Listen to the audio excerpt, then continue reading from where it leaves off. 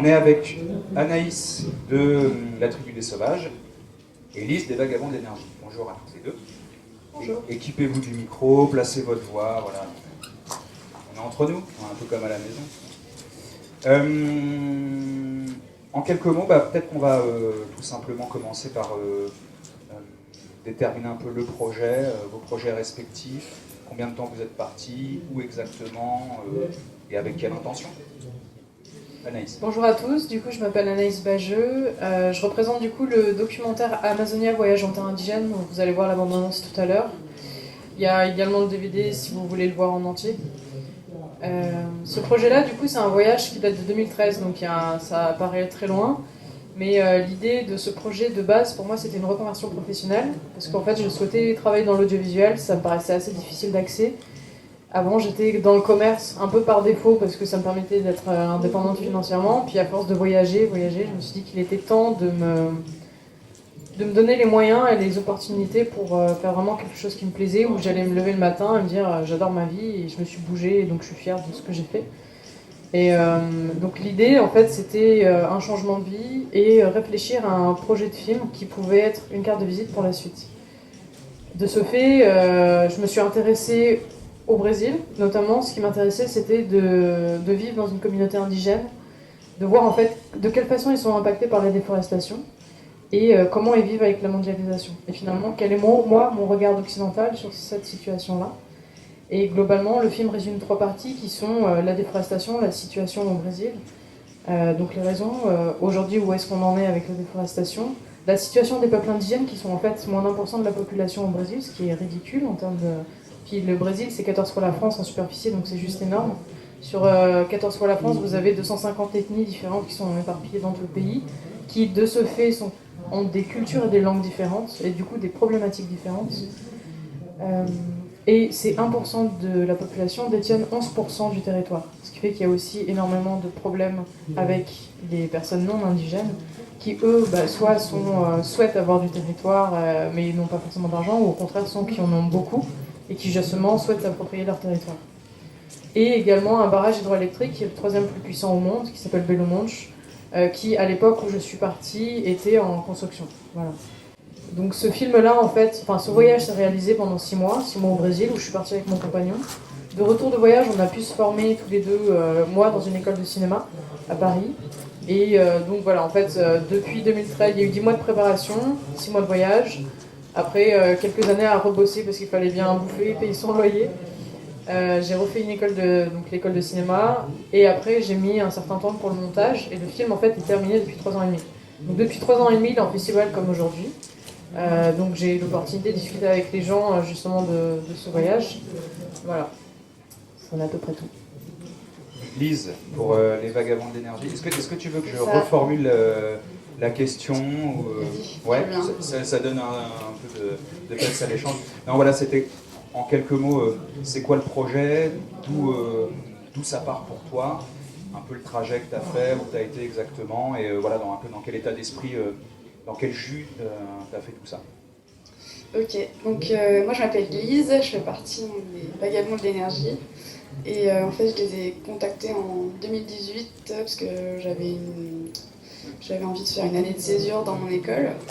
Donc je leur ai présenté mon projet. Et mon projet, c'était quoi? C'était donc d'aller au Brésil et d'étudier, de rendre compte de l'impact des barrages hydroélectriques sur les populations, sur l'environnement. Et en fait, l'idée, c'était de voir tout type de production hydroélectrique, donc que ce soit des gros barrages, mais aussi des petites centrales ou des moulins réhabilités. Et voilà, donc ça s'est déroulé sur 5 mois, je suis partie seule. Et mon trajet, c'était... Donc d'abord, je suis allée à Rio. J'ai appris le portugais. C'était la clé nécessaire, en fait, vraiment pour pouvoir échanger, rencontrer des personnes. Donc j'ai appris le portugais, puis ensuite en fait, j'ai remonté la côte brésilienne jusqu'en Amazonie, jusqu'à la porte de l'Amazonie, on va dire. Voilà. Voilà pour mon trajet, voilà pour le projet. Et donc j'ai produit à la suite de ces rencontres un reportage sur le barrage du Belo Monte. Donc c'est là où Anaïs et moi on se rencontre. En fait, on a été voir le même barrage. On a essayé de mesurer un peu l'impact que ça avait sur les populations et aussi l'environnement. Et j'ai un autre reportage qui va sortir sur plutôt les petites productions hydroélectriques. Voilà. Voilà, ça c'est l'intro un peu des deux projets. On va prendre le temps de rentrer dans un instant un peu plus peut-être dans le détail, mais on va illustrer voilà, ce petit teasing qu'elles viennent de vous faire toutes les deux. Je ne sais pas dans quel ordre ce qu'on va voir. En tout cas, voilà, on va mettre un peu d'image sur ce qu'on est en train de se raconter. Il y a Anaïs qui va nous rejoindre dans un instant.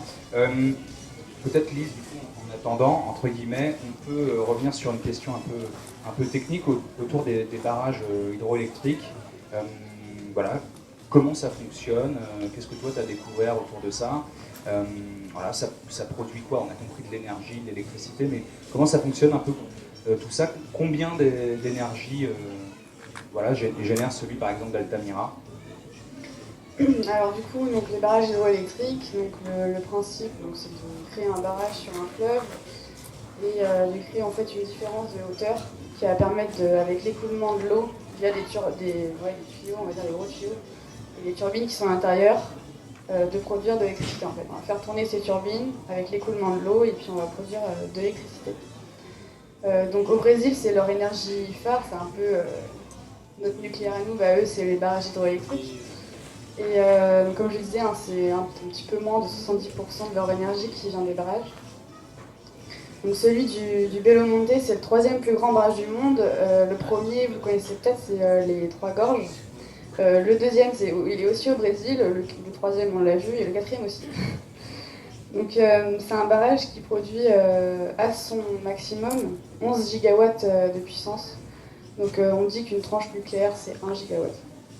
Donc ça veut dire qu'on en a 11.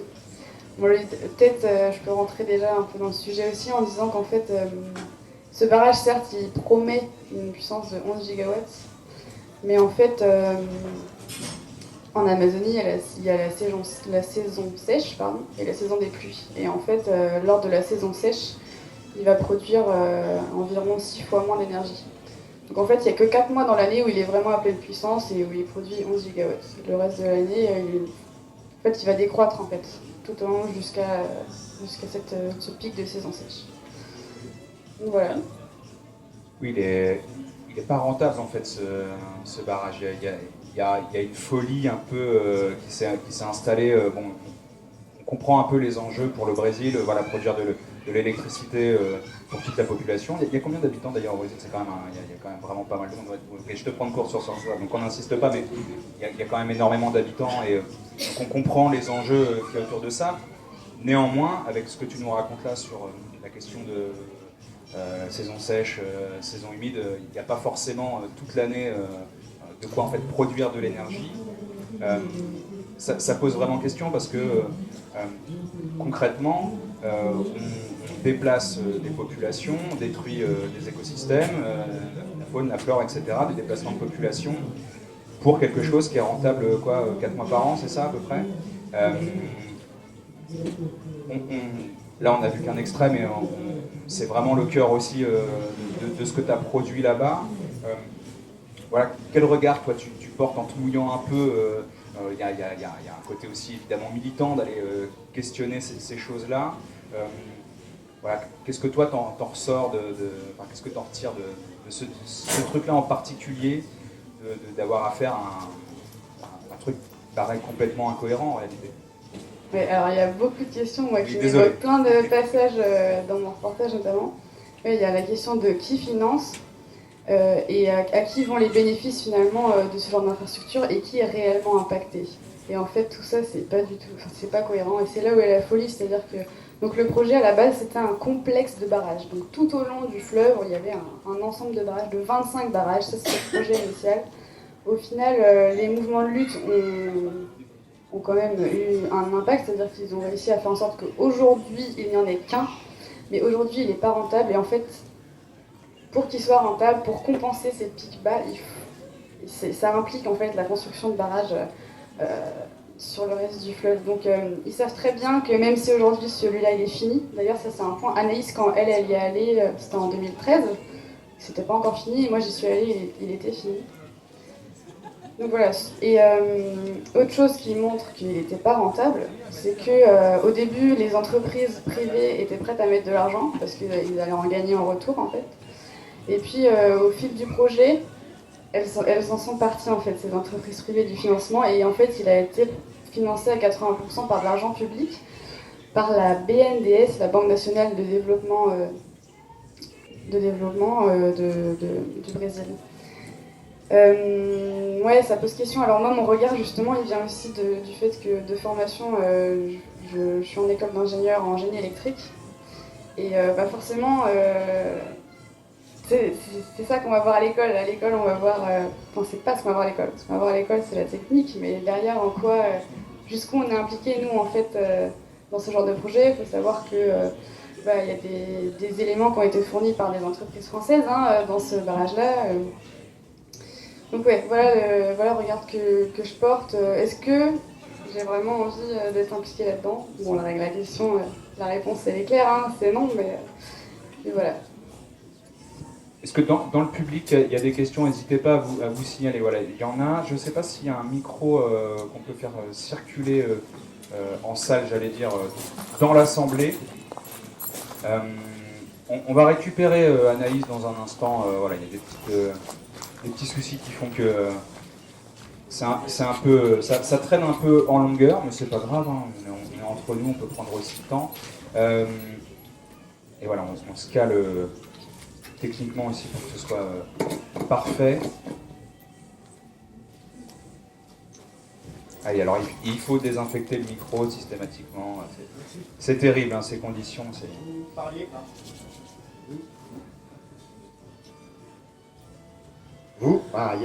Vous parliez du fait que la population autochtone, ils étaient que 1%, et qu'ils avaient 11% des richesses.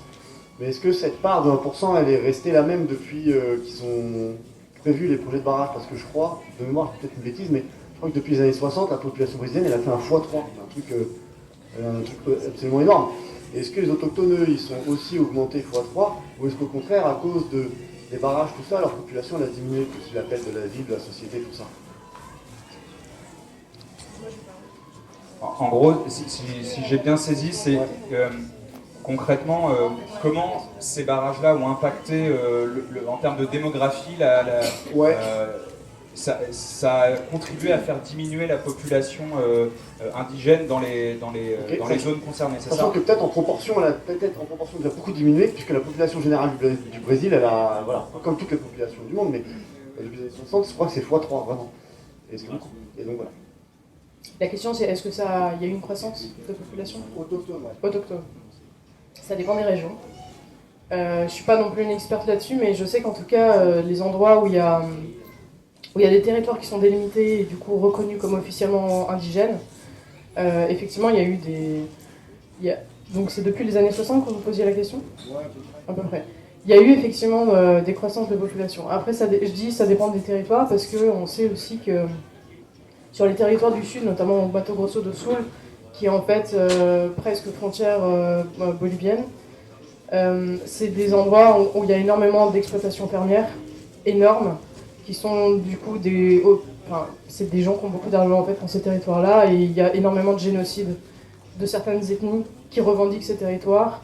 À savoir qu'en fait, les territoires qui sont délimités, il y a eu en fait, sous la dictature militaire, on va dire une initiative de la part du gouvernement à vouloir déjà créer un ministère des Affaires indiennes, et de ce fait une politique aussi à dire les gens qui se reconnaissent comme indigènes peuvent avoir un droit à la terre qui n'appartient qu'à eux. Pour ça, il y a des petits critères de sélection, sachant qu'il y a des populations qui ont été exterminées, et en fait, qui sont dans l'incapacité en fait de continuer à avoir une population viable en fait en termes d'ethnie. En l'occurrence, du coup, ces peuples dont je parle au Mato Grosso do Sul, qui sont les Guarani Cocayowa, dont on entend souvent parler si on s'y intéresse, parce qu'ils viennent aussi en Europe régulièrement pour alerter un peu les instances internationales. C'est des gens clairement qui se font flinguer très souvent. Et quand je dis flinguer, c'est le Far West, c'est pas une expression. C'est régulièrement, il y a des leaders, notamment, comme ils représentent une cause qui est en totale contradiction avec les volontés économiques de ces entreprises, ou des fermiers du coin, qui sont payés du coup par les gens qui ont du pouvoir et qui veulent cette terre. Comme en fait c'est une petite partie de la population qui fait chier, et ben c'est plus facile de les éliminer. Et en fait, le problème c'est que ça reste quand même un pays où pour être puni d'un crime comme ça, comme c'est des Indiens, c'est un peu, enfin c'est des populations dont tout le monde se fout quoi. Donc ça dépend. Effectivement, il y a des populations qui sont en croissance, et tant mieux. Après, c'est aussi compliqué aussi dans un sens de dire est-ce qu'une ethnie croît, dans le sens où il y a aussi de la mixité. À partir de quand on peut considérer qu'on est indigène? Est-ce que on doit être 100%? Est-ce qu'on doit être un quart? Est-ce qu'on doit... Enfin, et on en arrive aussi finalement à... Comment dire? Il y a quand même une énorme fierté de la part des indigènes à se revendiquer aujourd'hui comme tels. Je dis bien aujourd'hui parce qu'avec la mondialisation, il y a l'apport aussi d'une connaissance des autres pays, notamment occidentaux comme le nôtre, où il y a un fantasme de l'humain qui vit en dépendance avec la nature et qui vit en cohérence. Et je ne vais pas dire en harmonie parce que c'est pas toujours exact, mais on a vraiment un fantasme à se dire c'est un cliché, mais le bon sauvage. Et c'est vraiment moi ce que je retrouve beaucoup dans l'imaginaire collectif de ce qu'on a en France sur ces peuples-là. Parce que c'est peut-être quelque chose qu'on a perdu. Et du coup, donc c'est les indigènes, grâce aux réseaux sociaux, grâce justement aux médias amenés par la mondialisation, sont conscients aujourd'hui qu'ils peuvent être fiers d'être indiens, alors que jusqu'à là, en fait, les Indiens, pour la plupart, se faisaient passer pour des Japonais, parce qu'il y a une énorme immigration japonaise suite à la Deuxième Guerre mondiale, parce que c'était plus valorisé d'être japonais que d'indien. Parce qu'ils avaient des traits physiques très similaires, et qu'on a toujours considéré qu'un bon indien, c'est un indien mort. En fait, c'est vraiment une mentalité du Far West qui, malheureusement, reste exacte aujourd'hui. Alors, j'ai répondu à la question. Ouais, ça va. Oui, ça va. J'aime bien le ouais, ça va. Pour développer un peu là-dessus, pour le développer de façon un peu heureuse et joyeuse aussi, parce que, mais c'est une réalité, c'est important de ne pas se la voiler, mais pour parler des gens que vous avez rencontrés, alors on a raconté que c'est davantage toi, Anaïs, qui a rencontré un certain nombre d'Amérindiens, mais Lise, tu as aussi un regard, je pense, là-dessus, mais peut-être leur rapport au monde, au vivant, à ce qu'on appelle la nature. Nous, en tant qu'occidental, il y a pas mal de peuples pour qui le concept même de nature est en réalité inexistant. Enfin, voilà, c'est vraiment une vision qui vient de chez nous, ça. Ce rapport à tout ça, tu parlais un peu on ne peut pas utiliser le terme harmonie parce que c'est plus complexe que ça. En tout cas, les personnes que vous avez rencontrées, concrètement, ils vivent comment? C'est quoi leur rapport au monde, au vivant, à leur environnement? Juste pour relever ce que tu disais sur l'harmonie, j'aime pas utiliser ce terme parce que je trouve que c'est totalement inexact, dans le sens où il n'y a pas de population humaine qui vive en harmonie avec son environnement. Tu peux avoir une très belle adaptation à ton environnement, c'est pas pour autant qu'en fait c'est forcément pérenne. Enfin, Maintenant, on parle beaucoup d'effondrement des populations ou des civilisations.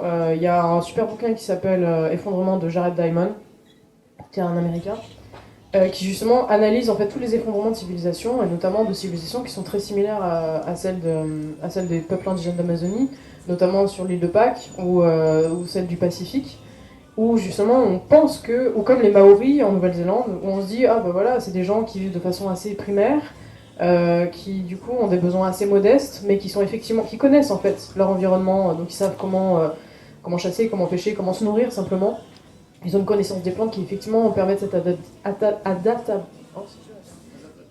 adaptabilité. Mais c'est pas pour autant qu'ils n'ont pas un impact négatif sur l'environnement. En l'occurrence, les Maoris, ils ont décimé, ils adoraient les oiseaux, ils ont mangé tous les œufs des oiseaux. Bah tiens, c'est bizarre, il n'y a plus de colonies d'oiseaux. Et de ce fait, comme il n'y a plus d'oiseaux, bah c'est une chaîne qui se suit. Et bref, et de fil en aiguille, bah les peuples indigènes sont pas. Et c'est pour ça que je déteste en fait le regard fantasmé qu'on peut avoir en Occident sur ces peuples-là, justement parce que enfin, il n'y a pas de... C'est naïf, en fait, comme vision. C'est des gens, des humains, donc il y a des gens bons, des gens... Enfin, ça ne définit même pas les gens. On peut avoir... il peut y avoir des gens cupides et d'autres pas, etc. De ce fait... Alors, après, ils ont effectivement une relation à la nature qui est totalement différente de la nôtre, où où il y a un peu, enfin, simplement parce qu'en fait, leur mode de vie est dépendant de cette nature qui disparaît. Et en fait, la relation, elle diffère de cette façon, je pense. Il y a énormément de spiritualité aussi liée forcément à l'environnement, donc à la nature, aux animaux. D'ailleurs, généralement, nous, à chaque fois qu'on était en forêt, les guides, même s'ils sont pas forcément indigènes, ils baignent dans un milieu malgré tout qui leur fait avoir un respect parce que c'est une nature qui est quand même assez hostile. Euh, Ça arrive fréquemment que des guides se perdent avec leurs clients, notamment. Ça nous arrivait juste sur une journée. Déjà, on n'a pas envie de faire trop les malins, mais ça arrive des fois que pendant une semaine tu te perds. Donc, en fait, tu sais que tu dois avoir une très bonne connaissance de la forêt. Tu sais aussi que tu dois avoir du respect pour elle.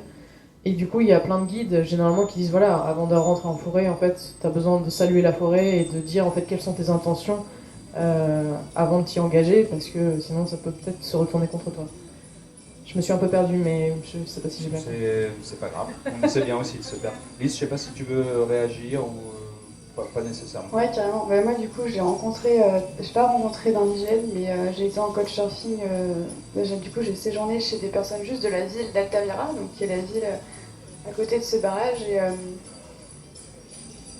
Et Antonia me parlait des pêcheurs, en fait, et des communautés. En fait, donc c'est pas des peuples indigènes, elle appelait ça des communautés riveraines, en fait, qui vivent vraiment le long du fleuve et qui vivent avec ce fleuve. Et je pense que c'est pareil pour les indigènes, mais qui vivent avec les crues et les décrues, parce qu'en fait, comme j'en parlais tout à l'heure, de la saison des pluies et de la saison sèche, tout comme la nature, elle est complètement orientée autour de ça, et ben en fait, les communautés riveraines et les pêcheurs aussi y sont.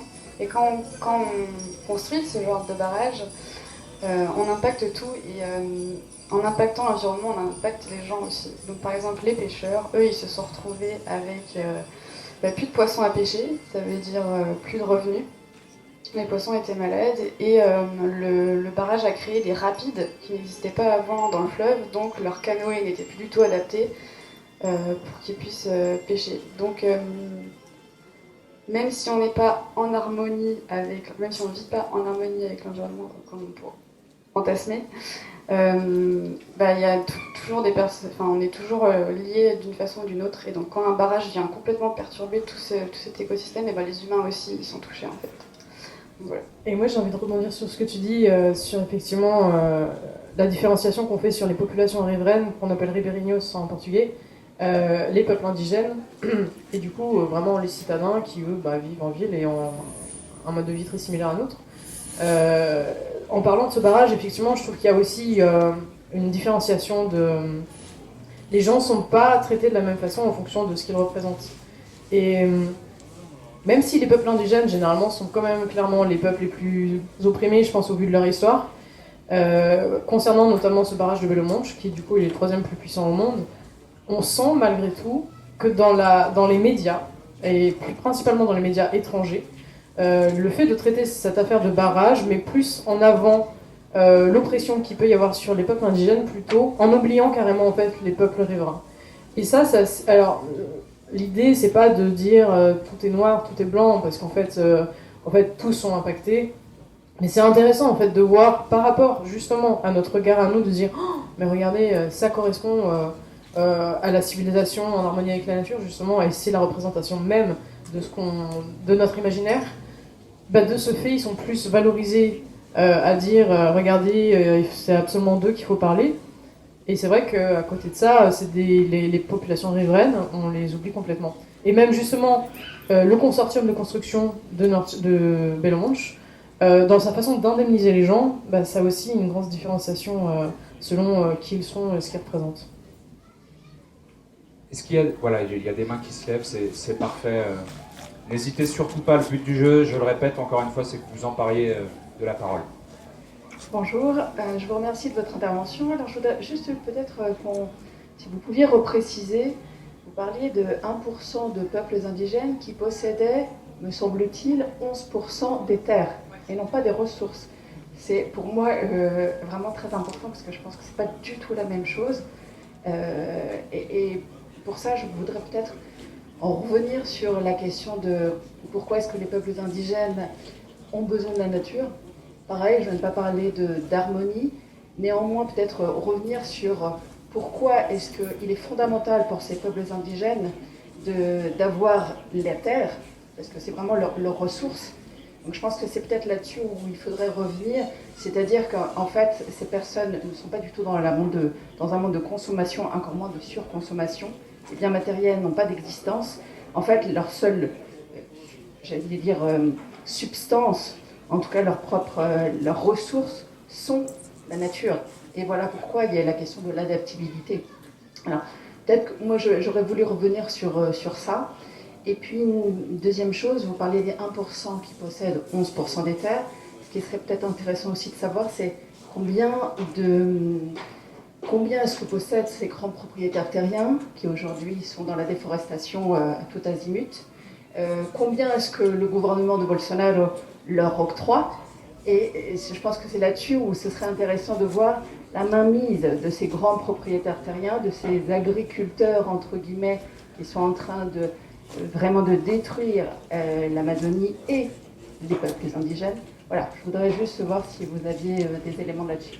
Juste pour être sûr que j'ai bien compris votre première question, là vous disiez donc 1% de la population, enfin, c'est ce que je reprenais qui était tout à fait correct, 1% de la population détient 11% du territoire, vous faisiez une distinction entre terre et ressources. Et...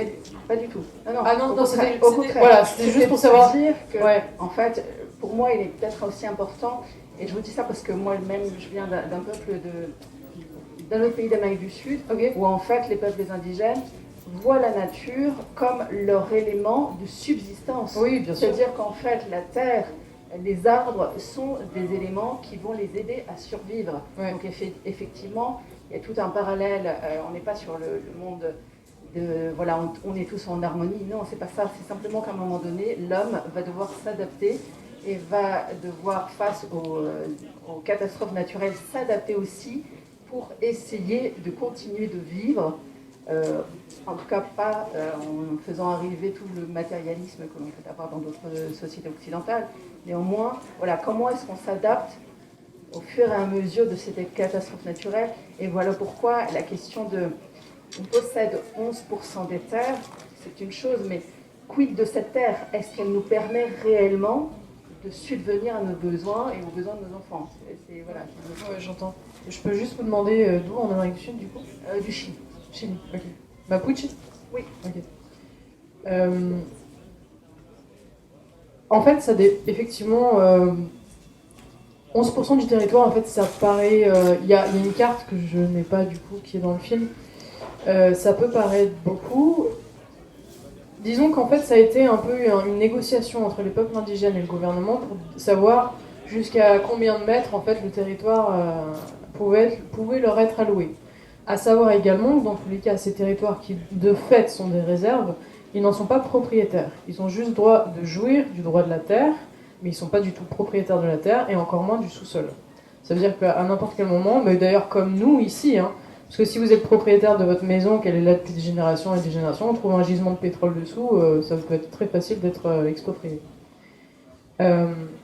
En tout cas, effectivement, ça dépend après des régions. Est-ce que c'est une zone qui leur permet de vivre convenablement? Je dirais qu'en majorité, c'est le minimum vital, parce que c'est souvent des peuples qui, de base, sont nomades, ou du moins qui avaient l'habitude de mettre un village. La façon dont on agence le village est toujours en cercle. Le village reste pendant 10 ans, 20 ans, et après on va bouger et on va le mettre ailleurs, un peu plus loin. Donc, dans tous les cas, le nomadisme de cette façon n'est plus forcément permis.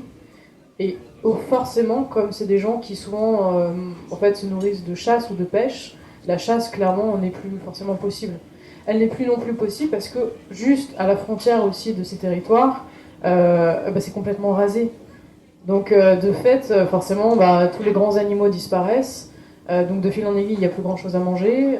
Éventuellement, dans la rivière, ça peut encore aller. Bien que moi, je suis allée dans une communauté qui paraît extrêmement loin géographiquement du barrage de Bellemonche, qui pour autant va être impactée parce qu'en fait, c'est une série de barrages qui va être énorme et qui de fait va couper en fait toute la vie marine qu'il y a, la vie aquatique qu'il y a dans ces rivières. Et du coup, qui vont leur enlever de quoi bouffer. Ça veut dire que ces gens-là, même si effectivement ils ont un mode de vie traditionnel qui en soi leur permet d'être totalement autonomes par rapport à notre mode de vie occidental, vont être obligés en fait d'aller en ville, donc ils vont être obligés d'avoir de l'argent. Ils en ont déjà en vrai, parce que c'est pas non plus les gens qui vivent tout nus au fond de la forêt et qui sont... Alors ça dépend qui, mais en soi c'est des gens qui sont clairement en contact avec la civilisation, qui ont une télé, qui regardent Nicolas Cage en film le soir, voilà, qui écoute Rihanna, voilà. Mais effectivement, ils sont conscients en tout cas qu'il y a une nature qui disparaît, que c'est extrêmement problématique, que même leur territoire du coup en fait ne leur permet pas toujours en fait de vivre convenablement. Il y a aussi des peuples indigènes selon leur ethnie qui dans leur langage ne connaissent pas le mot futur. Ils vivent qu'au présent. Il n'y a pas de conjugaison de verbes pour exprimer le futur. Ce qui fait qu'en fait, toutes les associations qui sont généralement pour la prévention et la valorisation de ces peuples indigènes et la défense de leurs droits, sont aussi avec leur esprit occidental de se dire mais comment c'est possible, on peut venir leur fournir une assistance alimentaire qui vont gaspiller, vont faire une énorme fête, en 3 jours il n'y a plus rien. Parce que pour eux, c'est tellement normal d'avoir effectivement la forêt juste à côté et se dire j'ai besoin de manger, je chasse. Et je ne suis pas dans la réserve et dans la prévoyance parce que les saisons sont complètement différentes de chez nous, où chez nous on sait pertinemment que l'hiver... tout le Moyen-Âge, ou tous les agriculteurs, d'ailleurs même aujourd'hui peuvent le dire, tu sais que voilà, il y a des périodes où tu peux pas toujours faire pousser tout ce que tu veux, donc tu es obligé d'appréhender le futur en fait, ce qui n'est pas toujours le cas de tout le monde. Et je voulais dire un truc mais je sais plus. Et ce qui devient problématique avec Bolsonaro, c'est qu'en fait toutes les lois relatives à la protection des territoires indigènes sautent de plus en plus. Voilà, donc c'est extrêmement problématique parce qu'on sait pertinemment que c'est un président qui est pas particulièrement ouvert d'esprit et qui clairement a tous ses copains qui sont dans l'agro-business et en fait tous les grands propriétaires terriens. Alors pour répondre à votre question, je n'ai pas de chiffres pour dire quel est le pourcentage du territoire qui est aux mains de propriétaires privés, et encore faudrait-il pouvoir, en fonction de, je sais pas, le chiffre d'affaires ou la richesse de chaque individu, pouvoir faire un comparatif sur les petits propriétaires terriens qui, eux, sont des fermiers comme les autres et ils essaient juste de gagner leur croûte et de survivre, et d'autres, effectivement, où ils sont multimilliardaires et ils ont un siège au Sénat, par exemple. Voilà. Est-ce que il y a peut-être des choses que j'ai oubliées? On est bien? Est-ce qu'il y a d'autres questions dans l'Assemblée ou pas forcément tout de suite? Encore une fois, n'hésitez pas. Hein, voilà. Oui, Lise, tu voulais peut-être réagir un peu à tout ce qu'on se disait là? Oui, carrément. Pour ce qui est de la déforestation et de l'exploitation de cette zone-là, c'est vrai qu'à partir du moment où on a une route qui traverse l'Amazonie qui s'appelle la Trans-Amazonia, et qu'on a des barrages qui fournissent de l'énergie, et c'est presque un appel en fait à toutes ces entreprises. Et Antonia, là, que j'interviewais, elle me disait ok, le barrage est construit, mais la lutte elle s'arrête pas parce qu'il y a une entreprise minière canadienne qui veut s'installer et qui veut exploiter les sols. Donc voilà, pour elle c'est très dur. Enfin, c'est une lutte quoi, qui s'arrête pas. Alors, je vais rebondir là-dessus parce que je me souviens, toutes les deux, vous l'avez interviewé, cette personne-là, vous l'avez rencontrée. Moi, j'avais une situation sur laquelle je voulais rebondir, qu'on voit dans ton film Anaïs, mais qui fait complètement écho avec ce que tu racontais là. Je vais la reprendre, voilà, pour essayer de respecter les propos. Pour les peuples indigènes, c'est une vraie guerre. C'est une guerre déclarée par le capitalisme, appuyée par le gouvernement, demandée par le gouvernement avec le soutien de la justice brésilienne pour l'extinction de ces peuples. Voilà, donc ça reprend exactement ce que vous étiez en train de dire toutes les deux, ça faisait écho à ce que Madame soulevait à l'instant. Et dans le film d'Anaïs, tu fais un parallèle entre cette histoire de barrage, voilà ce qu'on se raconte, et avec Sivins, la ZAD du Testet, voilà, dans le Tarn. Et moi j'avais envie de reprendre un peu la sémantique va-t-en-guerre si chère à notre président de la République au moment du confinement. Voilà, puisqu'on est dans ce rapport-là, on a d'un côté voilà, des militants, Antonia Mello, là, que vous avez rencontré toutes les deux, qui parlent de guerre, dans un contexte complètement différent, mais si on est un peu au fait, quand on parle des ZAD par exemple en France, on est aussi dans un rapport de force qui devient de plus en plus violent, ça prend d'autres formes peut-être plus extrêmes et plus explicites. Tu parlais tout à l'heure des assassinats ciblés, des chefs indigènes, etc. Et on a cette sémantique guerrière, voilà, au moment du confinement, enfin je ne vais pas reciter ce qu'a dit le président de la République, mais moi j'avais envie de vous demander, est-ce qu'on doit se positionner, nous, de notre point de vue dans cette guerre? Comment on se positionne? Est-ce que forcément nous on a un rôle à jouer dans ce rapport de force? Contre qui on se bat en fait? C'est quoi nos armes? C'est qui nos alliés? Et puis surtout, qu'est-ce qu'on peut espérer à la fin? Voilà, alors moi je suis spécialiste un peu comme madame, vous avez remarqué, moi aussi je pose 15 questions. Plein de questions, ouais. Non, mais en même temps on tourne autour quand même, là, clairement, autour de ce truc-là. Il y avait plein de portes d'entrée de la façon de la poser, cette question-là. Donc vous choisissez un peu laquelle vous avez envie de... Ok. Bon, alors, juste... la personne dont tu parles, donc Antonia Mello, je sais pas, c'est la personne qu'on a vue du coup sur l'extrait de Lise. Merci beaucoup. C'est une femme qui doit avoir un peu plus d'une 60-70 ans, je sais pas, toi tu l'as vu du coup après. Mais c'est une femme assez extraordinaire, donc une brésilienne qui est basée à Altamira, qui est du coup en Amazonie, donc vraiment la ville qui est le départ, la ville dortoir en fait de construction du barrage de Belo Monte. Et cette femme, ça fait plus de 20 ans en fait, c'est un combat de toute une vie contre ce barrage, parce qu'en fait, c'est un peu comme le barrage de Sivins, en fait, c'est des vieux projets qu'on ressort, etc., qu'on essaie de remettre au goût du jour. Et le truc, c'est qu'en fait, elle, c'est une grande militante, mais il faut savoir qu'en fait, tous les militants écolos, c'est souvent lié, l'écologie, les droits humains, mais qui sont souvent aussi en train de se battre pour le respect des droits humains. Clairement, aujourd'hui dans le monde, c'est les gens qui meurent le plus facilement. Et principalement en Amérique du Sud. À savoir, et en fait, c'est vraiment intéressant parce que le regard, nous, qu'on a quand on parle de ZAD, souvent dans les médias, il est assez réducteur, il est assez. Il y a un regard presque condescendant, en fait, d'une partie du luberlu, de farfelus qui veulent changer le monde de manière hippie.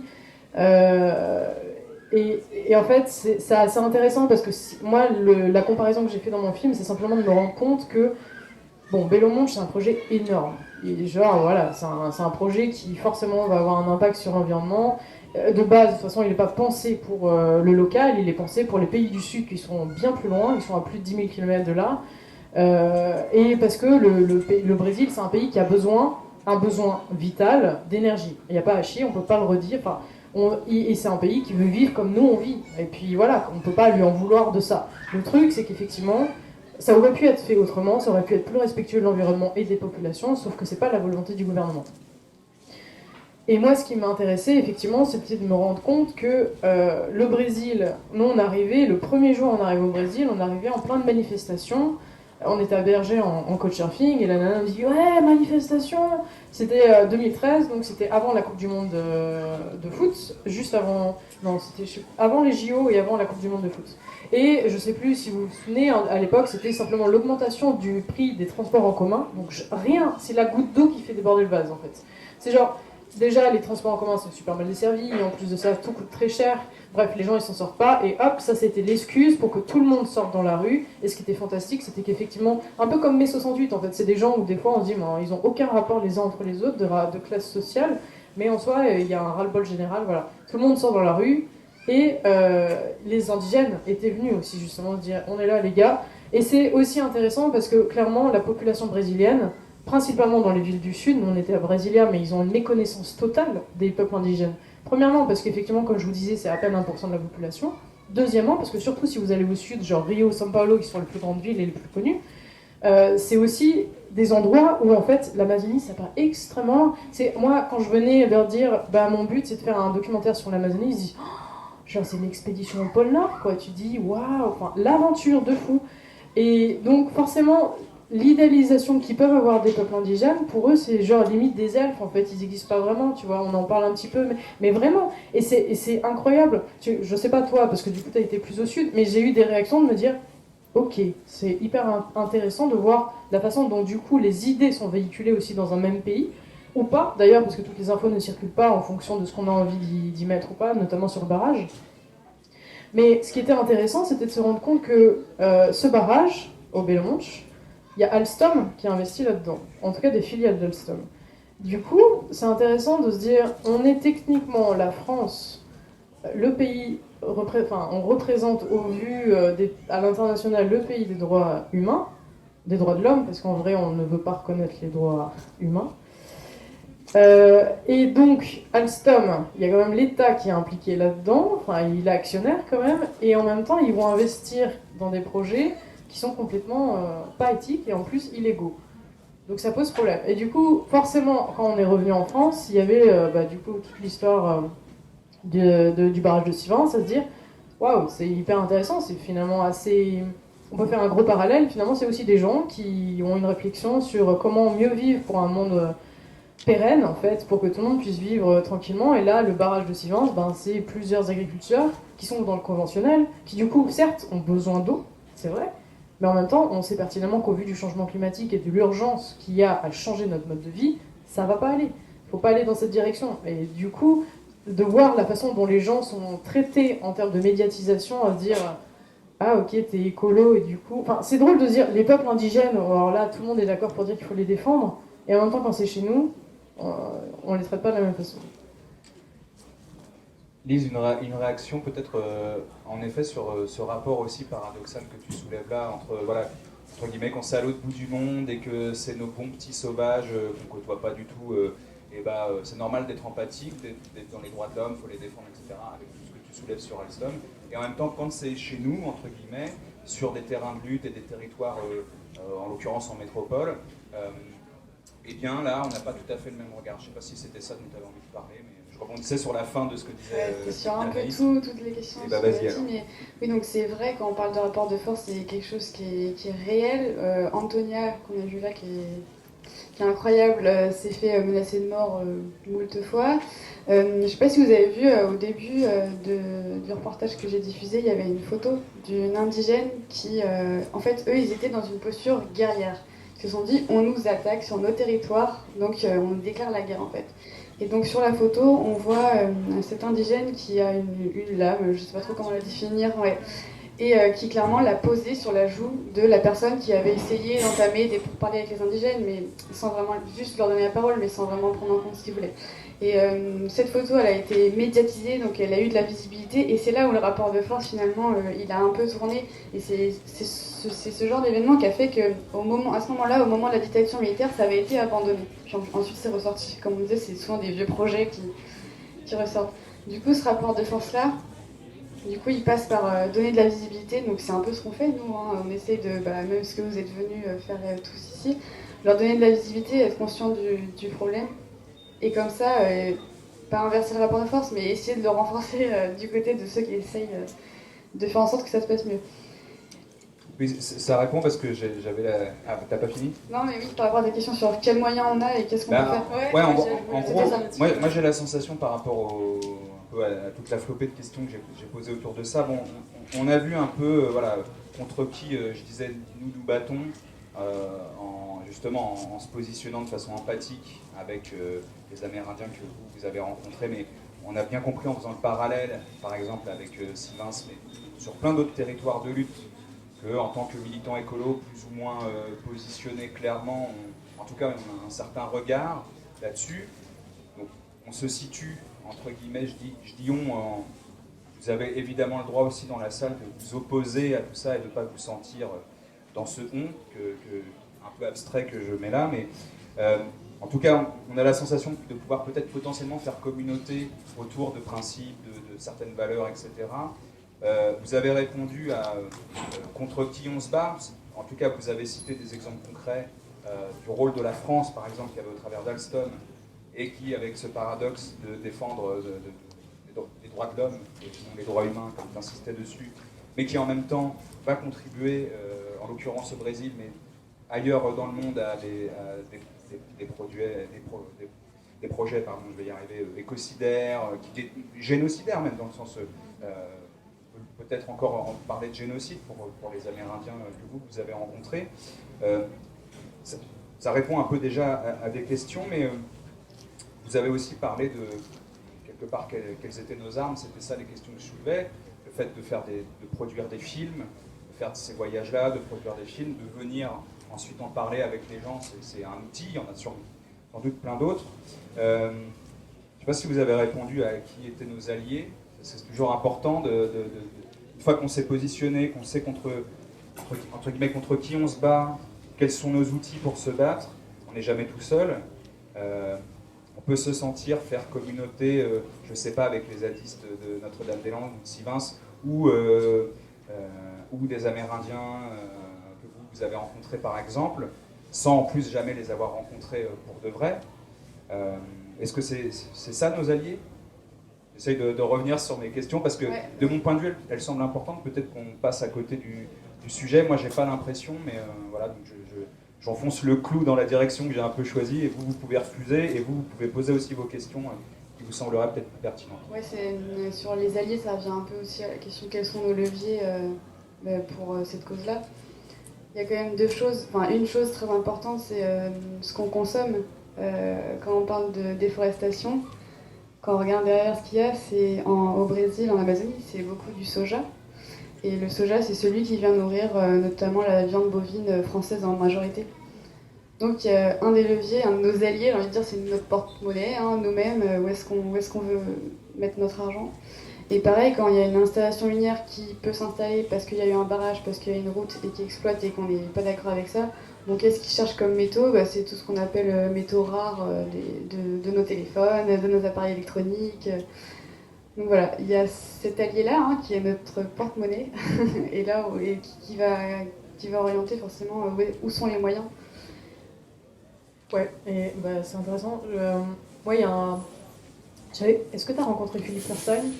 Non. C'est un Américain, un scientifique américain justement qui étudie l'impact des barrages dans le monde et justement qui est très, très opposé à Bellomont dans la façon dont il est fait, qui avait un regard hyper intéressant justement, donc qui est dans le film.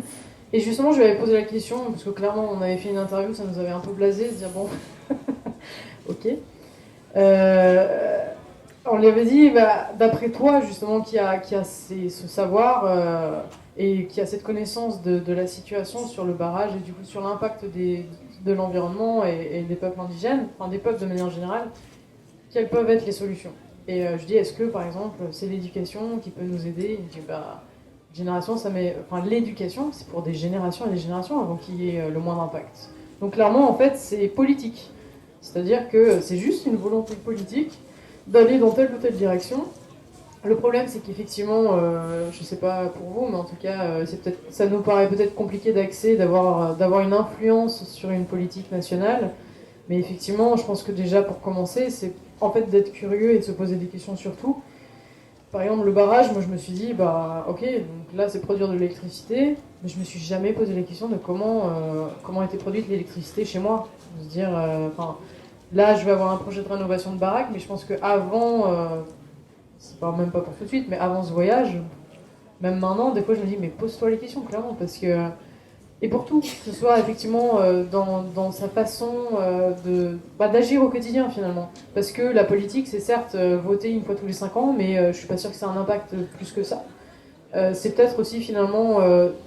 juste déjà en fait, est-ce qu'on a envie, parce que c'est une question juste d'envie, est-ce qu'on a envie de savoir comment on peut améliorer les choses? Est-ce qu'on a envie d'être curieux, de prendre des infos à droite à gauche et d'aller à la rencontre de personnes qui ont déjà voyagé ou qui ont une compétence particulière dans ce domaine-là? Et juste le fait d'être ici aujourd'hui, c'est l'exemple même que oui, il y a plein de gens qui sont demandeurs en tout cas, donc c'est super génial.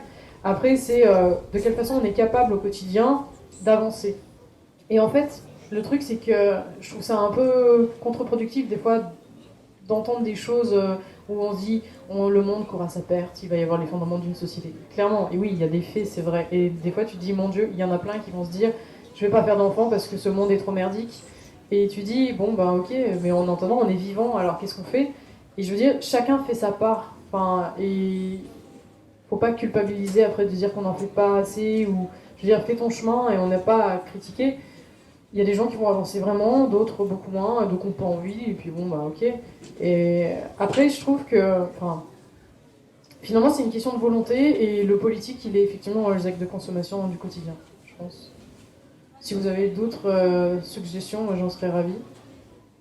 Voilà, oui, c'est vrai que j'avais orienté un peu l'échange à mon adresse à vous qui nous écoutez, mais vous l'avez compris avec cette mission de nous questionner, mais vous n'êtes pas obligé de questionner, vous pouvez aussi contester, faire des remarques, revenir sur un propos, demander des précisions. Enfin, voilà, est-ce que quelqu'un veut réagir, veut donner son... Voilà, c'est bien, c'est très important qu'on ne soit pas juste à discuter entre nous trois, quoi. Oui, moi je voulais savoir si, dans vos voyages, vous avez contacté les populations autochtones. Est-ce qu'elles sont soutenues par les organisations politiques, des partis en particulier, des associations, des syndicats? Parce que la lutte, elle est commune, hein, pour empêcher la déforestation de l'Amazonie, pour empêcher la politique du président du Brésil à l'heure actuelle. Je veux dire, il faut que les luttes soient engagées de façon commune. Alors, est-ce que vous avez des exemples où il y a eu des manifestations qui ont regroupé toutes ces forces-là? Ouais. Bien dans le micro, s'il vous Oui, plaît. pardon. Qui ont regroupé. Est-ce que tout le monde a entendu ou pas? Ouais, ok. Ça reformule la question que vous n'avez pas vraiment esquivée, mais où j'étais pas satisfait non plus de la réponse. Donc moi, je me retrouve... En gros, ça pose la question des alliés, parce qu'on parlait notamment des peuples amérindiens, vous en avez parlé plutôt dans l'échange de ce que moi j'appelle les prolos, les pêcheurs qui vivent... voilà, mais est-ce qu'il y a des alliés parmi les partis politiques, les syndicats, les associations? Je reprends exactement ce que vous souleviez à l'instant, là, madame. Tu en as un peu parlé tout à l'heure quand tu parlais de la manifestation, quand tu es arrivé dès le départ. Voilà. Il y a en effet des moments politiques où il y a des effervescences. C'est pas à moi de répondre, mais ça donnait cette impression-là quand tu arrives et que tu parles de cette manif-là. Est-ce que concrètement, ça va un peu plus loin qu'une convergence ponctuelle à des moments précis, en l'occurrence sur la hausse des prix du transport? Moi, je réponds parce que c'était principalement sur les peuples indigènes. Premièrement, en fait, on ne peut pas obliger une population à changer si elle-même n'est pas consciente qu'elle doit changer. Mais, donc, les Indiens, enfin les peuples indigènes, sont clairement conscients qu'ils doivent être acteurs de leur futur. Ils sont conscients qu'ils doivent s'unir. Et c'est intéressant parce que avant les années 60-70, qui a été en fait vraiment la rencontre, si je puis dire, avec l'homme blanc, les populations n'étaient pas forcément toutes liées comme elles le sont aujourd'hui. Il y avait aussi beaucoup de petites guerres entre tribus, à se dire on a toujours détesté notre voisin parce que je sais pas quoi, etc. etc. Là, clairement, les problèmes liés depuis la dictature militaire les a obligés à effectivement se regrouper. Autrement dit, d'oublier les querelles clairement intestines qu'il y a pu avoir entre indigènes, entre ethnies différentes, justement pour se dire on a un objectif commun. Premièrement, c'est d'avoir le respect de nos droits en tant qu'humains. Deuxièmement, c'est effectivement un peu plus que ça, d'être représenté, etc. À savoir également qu'il y a très peu, aujourd'hui les choses changent, mais il y a assez peu en proportion d'indigènes qui vont à l'université, par exemple. Ils vont à l'école, ils vont rarement au-delà de... S'ils vont au collège, déjà, c'est bien. Et en fait, c'est rare malheureusement, c'est rare d'avoir des indigènes qui ont l'opportunité, parce que finalement, ça reste aussi... il faut avoir l'argent pour envoyer la personne hors de la communauté. Elle doit être logée, voilà. Mais donc, il y en a de plus en plus. Il y a aussi des bourses qui existent. Il y a aussi cette conscience qu'on doit s'unir qui fait effectivement qu'aujourd'hui, il y a des personnes qui sont investies en politique. Il y a notamment des partis écolos qui ont effectivement des indigènes. Je crois qu'il y a une sénatrice qui est indigène, me semble-t-il. Donc il y a effectivement, ils ont conscience qu'ils doivent vraiment s'engager en politique. Malheureusement, ils seront forcément en minorité. Après, l'autre chose assez positive, c'est qu'il y a quand même des leaders qui sont ultra médiatiques. Comme Raoni, que vous connaissez sans doute, ou d'autres leaders qui, depuis plus de 30 ans, font le tour de la planète pour dire « Attention, voici nos problèmes, s'il vous plaît, aidez-nous ». Ou en tout cas, prenez-les en considération. C'est pas pour autant que ça change. Raoni, il a serré, je crois, la paluche à tous nos présidents depuis plus de 30 ans. Il n'y a pas grand-chose qui a changé. Donc bon, après, voilà. Est-ce que ça aide? Aujourd'hui, on n'a plus le droit de serrer les paluches. Voilà. Ça pose une vraie question. Ils font un check de coude. Mais En tout cas, oui, il y a des eux-mêmes. En fait, il existe plein d'associations, de syndicats qui sont vraiment relatifs aux problématiques indigènes. Eux-mêmes, ils essayent même de s'unir à travers différents pays d'Amérique du Sud et même du Nord. Il y a un moment, un événement sur lequel on était qui était j'ai oublié le nom. Rencontre des peuples indigènes, ça doit avoir un autre nom. Où effectivement, c'était la. Alors c'est passionnant parce que le film commence là-dessus d'ailleurs. C'est genre, on est arrivé, c'était en fin de voyage. Cuiabá. Cuiabá, c'est la ville, c'est la capitale d'un état qui s'appelle le Mato Grosso. Mato Grosso en portugais, ça veut dire grosse forêt.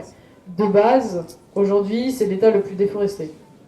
Parce qu'en fait, le sénateur du Mato Grosso est un gros exploiteur, enfin un gros propriétaire terrien. Donc tous les champs qu'on voit, bah, ça, lui, c'est que de l'agriculture intensive. Et donc, à Cuiabá, ils avaient envie de faire un événement qui changeait un peu parce que le slogan sous l'époque de Dilma Rousseff, c'était Brésil, la diversité, je sais plus quoi. Enfin bref, on est un pays de diversité, c'est trop bien. Et de ce fait, pour valoriser ça, paradoxe total par rapport au mode de vie quotidien de ces populations, on va faire un événement qui valorise ces peuples-là, qui les fait venir de partout dans le Brésil, durant 5 jours, justement pour montrer ce que sont les indigènes. Globalement, ils sont tous logés à la même enseigne en hamac, comme ils dorment d'habitude, mais hop, tous dans un petit camp de camping, pouf. Et en fait, ils ont rasé un jardin botanique, donc c'est extraordinaire. C'est des gens qui vont se battre contre la déforestation, pour qui, juste pour les 5 jours, on va faire un événement, donc on va raser un jardin botanique, mais en fait, c'est l'excuse pour ensuite mettre un centre commercial. Donc, bref, et du coup, pendant ces 5 jours, c'est des rencontres avec les citadins, qui eux-mêmes n'ont jamais sans doute vu d'indigènes, qu'il peut y avoir plein de discussions, etc., de montrer leur sport, leur tradition, machin, et qui vont venir aussi des délégations d'autres pays, d'Amérique du Sud, d'Amérique du Nord, qui ont tous les mêmes problématiques relatives à l'environnement et au respect des droits humains. Et voilà, où on sert des paluches et où on fait bonne figure, en fait, auprès juste des journalistes qui vont prendre une photo, voilà. Mais c'est pour dire qu'il existe, il y a une conscience et il se bouge vraiment. Après, le problème, c'est plutôt, malheureusement, en fait, c'est compliqué de trouver des alliés pour eux parce que on voit comment ça se fait que Bolsonaro est au pouvoir aujourd'hui. Enfin, pourquoi Trump est au pouvoir? En fait, c'est des choses où des fois on se dit je pensais qu'en 2020 le monde avait changé et tout, mais on se rend compte que non, pas du tout, et que ça reste une minorité qui va galérer encore un moment, malheureusement. Alors, le temps presse. Moi, je voudrais terminer peut-être par une dernière chose, histoire de se rendre compte que justement, c'est pas manichéen. On parlait de guerre tout à l'heure, c'est un peu laisser entendre que ce serait une guerre, c'est aussi binaire. Et dans vos projets respectifs, dans vos interviews, vos échanges, vous avez aussi donné la parole à des acteurs de la déforestation, de l'exploitation minière, des gens qui sont sur les projets de barrages, etc.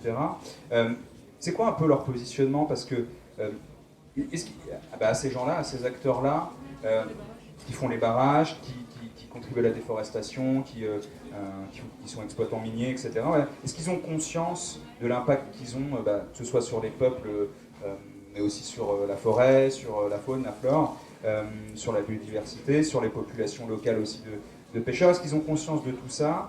Est-ce qu'ils ont conscience qu'au regard de plein de gens, ils sont un peu, entre guillemets, perçus comme les salauds de l'histoire, alors qu'eux-mêmes sont bien souvent les exploités eux aussi, parce qu'ils sont exploités par des puissances qui les dépassent, et juste, quelque part, eux, ils sont en train de payer leurs factures, de nourrir leurs enfants, de gagner leur croûte, en fait. Je parle vraiment des gens que vous avez pu rencontrer. Vous n'avez pas, sans spoiler le truc, vous n'avez pas non plus accès aux patrons des grosses firmes. Je ne sais pas d'ailleurs si ça aurait pu être une de vos intentions. Voilà, mais en gros, voilà, sur leur niveau de conscience et comment ils se positionnent, eux, vis-à-vis de tout ça. Alors, moi, j'ai pas donné la parole à des constructeurs de barrages, par exemple, d'acteurs de la déforestation, mais il faut savoir qu'une des contreparties qui avait été proposée à la population, c'était vous allez avoir du travail. Forcément, il va y avoir la construction du barrage, vous allez avoir du travail. Sauf que, ou des maisons, des ressources, des hôpitaux, des écoles, on leur a promis plein monts et merveilles. Et sauf qu'en fait, au Brésil, pardon, les barrages, c'est des habitudes, les constructions de barrages. Et en fait, ce sont les mêmes personnes qui se déplacent en fonction des projets de barrage. Donc en fait, c'est des personnes qui arrivent, qui sont payées 4-5 fois le niveau de rémunération minimum, et c'est eux qu'on travaille, parce que c'est eux qui avaient aussi le barrage d'avant. Donc voilà, ça c'était juste Ça pour parler. ça crée pas d'emploi. Enfin, en tout cas, c'est toujours Alors, même que ça indirectement, bénéficie. peut-être. Indirectement, vu que la population grandit, tu peux avoir une création d'emplois. Mais la promesse de dire vous allez faire partie des constructeurs, enfin vous allez faire partie du projet en ayant l'emploi lié à la construction même du barrage, elle est fausse déjà de base. Et même, par exemple, Bello-Manche, à un moment, ils s'étaient dit oui, ça va durer que 7 ans la construction. Parce qu'il y a eu quand même pas mal de gens à qui on s'est dit regardez, on va vous former, donc vous allez acquérir des compétences, donc c'est génial. Mais ton boulot, tu sais que tu l'as pour un temps très limité, et puis après, potentiellement, effectivement, tu es obligé de bouger ailleurs pour retrouver, pour pouvoir bosser dans la même chose. Donc dans tous les cas, c'est pas forcément quelque chose de pérenne. Oui, parce que, Non. en fait, je crois que c'est dans ton film où il y a ce monsieur qui est exploitant minier. Ouais. Tu sais, et lui ça se sent vraiment. Enfin, encore une fois, je ne veux pas dévoiler tout le film parce que voilà, le but du jeu, c'est. Mais il fait un travail de salaud, entre guillemets. Et en même temps, il en est conscient et il est honnête vis-à-vis de lui-même et vis-à-vis de toi quand il témoigne. Enfin, moi, ça m'a donné cette impression-là. Oui, mais justement, je pense que c'est aussi. Tout Tout n'est pas blanc et tout n'est pas gris.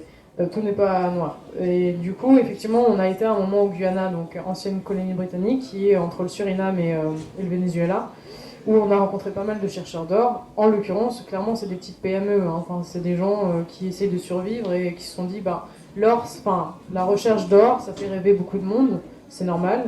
On sait qu'on peut gagner subitement beaucoup et à contrario, bosser pendant 6 mois et rien trouver. Donc, il y en a plein qui tentent leur chance. Après, il faut faire aussi le distinguo entre les tout petits exploitants qui essaient juste de vivre. Et en fait, c'est trop facile de se dire non, mais t'es en train de dégueulasser l'environnement, alors qu'en fait, t'as juste besoin d'avoir un travail et de faire nourrir ta famille, quoi. Donc, à côté de ça, t'as aussi des grosses boîtes qui, effectivement, sont malgré tout soumis à des réglementations qu'ils essaient de contourner ou pas. Mais par exemple, tu vois, le Brésil, dans plein d'endroits, ça change un peu aujourd'hui, mais dans pas mal d'endroits, ça a été longtemps le Far West. Mais ça allait aussi au Guyana. Guyana, on était avec un guide, il avait 50 balais, il nous disait, voilà, il y a plus de 30 ans, je sais qu'ici, il y a... tout le monde, en fait, voulait te piquer ton or une fois que tu l'avais trouvé, et tu pouvais te faire flinguer parce qu'en fait, le voisin, il veut te le voler, et même les policiers, ils s'y mettaient, enfin bref. Donc c'était le Far West, clairement. Aujourd'hui, c'est un peu... Il y a aussi des politiques entre pays qui essayent de mettre en place un peu de sûreté. C'est un peu le problème de la Guyane française, en l'occurrence. C'est là-bas... les frontières sont tellement floues, en fait, parce que c'est juste une rivière et que c'est un territoire tellement énorme, tu peux rien contrôler en soi. Mais j'ai oublié ce qu'on devait dire, c'est quoi? Ah oui, c'est le mineur. Donc en l'occurrence... pardon. Donc le mineur, en l'occurrence que j'ai rencontré, effectivement, il a un discours qui est génial de se dire, oui, moi mon taf, c'est de trouver de l'or. En même temps, j'ai la possibilité en fait d'employer plein de gens. Ces gens-là, du coup, c'est une petite famille qui se crée parce qu'en fait, tu vis loin de tout. Donc aussi, eux, ils amènent leur famille, ils essayent de vivre en bonne intelligence. Et il disait, dans un sens, tu vois, l'image moi que je me faisais avant de rencontrer des chercheurs d'or, c'est clairement le film Blood Diamond, tu vois, qui se passe en Afrique, où en fait, c'est affreux ce qui se passe. Et tu dis... Et là, il me dit, mais non, enfin, bien sûr qu'il peut y avoir des endroits où, parce que c'est que des mecs, généralement, ils ramènent de la prostitution, du coup ça crée de la criminalité, etc. etc. Donc c'est ultra violent. Il dit, généralement, la plupart des gens en petite taille comme ça, ils sont obligés en fait de compter l'un sur l'autre. Parce qu'en fait, si t'as un problème, t'es au fin fond de la jungle, t'as personne pour venir t'aider. Donc t'es obligé. C'est comme quand tu vas en montagne ou quand tu fais de la plongée, tu vois. T'es obligé d'avoir une personne sur qui tu peux vraiment faire confiance et qui va pas te mettre un couteau dans le dos, tu vois. Donc ça, c'était hyper intéressant. Et qui plus est, de se dire, il avait conscience effectivement de se dire, oui, pour la recherche de l'or, on utilise du mercure qui clairement est refoutu dans l'environnement. On sait que c'est pas bon.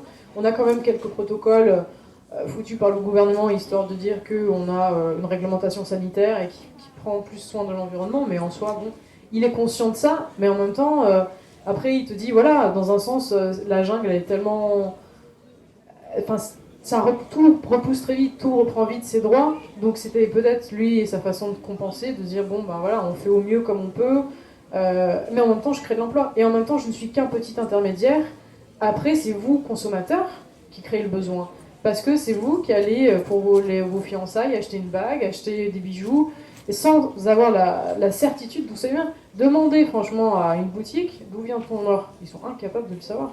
Il y a quelques labels, mais ils sont rares, même les labels. C'est impossible que tu aies l'or directement de la personne qui l'a exploité. C'est impossible. Parce que tu as une transformation, parce que du coup, tu en as au moins une dizaine en fait. Donc c'est ça qui est hyper compliqué. Donc ce besoin-là, est-ce que vraiment on en a besoin? Est-ce qu'on peut justement le faire changer? De quelle façon on peut le faire changer? Ok, merci à toutes les deux. On va s'arrêter là parce que vous l'avez compris, on a énormément de retard. Là, on a encore débordé, donc on a accentué le retard. Mais moi, j'aime bien, je trouve ça normal, c'est ça la vie aussi. Mais bon, il faut laisser la place aux autres. Juste, on rappelle, Anaïs, la tribu des sauvages, Lise, les vagabonds de l'énergie. Le titre de vos productions, on rappelle ça, comment on peut les voir? Je sais pas si toi, tu as donné un titre à... Non? Tu me regardes, je sais plus, là c'est En fait, si, j'ai un titre, mais je ne l'ai pas encore rendu public, ma vidéo. Voilà, ok. Mais ce sera à venir. Allez sur la page Facebook des Vagabonds de l'énergie et ça sortira dessus très prochainement. Voilà, c'est ça. Où est-ce qu'on retrouve, où est-ce qu'on peut retrouver ce dont on parle depuis tout à l'heure? Donc moi du coup, le film s'appelle Amazonia Voyage en terre indigène. Si ça vous intéresse, il y a un DVD à la vente qui est à l'accueil juste là. Sinon, en tout cas, on a une page Facebook qui s'appelle Amazonia Voyage en terre indigène. Ou alors, si vous voulez voir, du coup, suivre mon travail, parce qu'aujourd'hui, du coup, c'est mon métier, je fais des films. Et du coup, ça s'appelle La Tribu des Sauvages. C'est le nom de ma boîte. Merci Voilà. en tout cas. Merci à Anaïs et Lise. Merci à vous.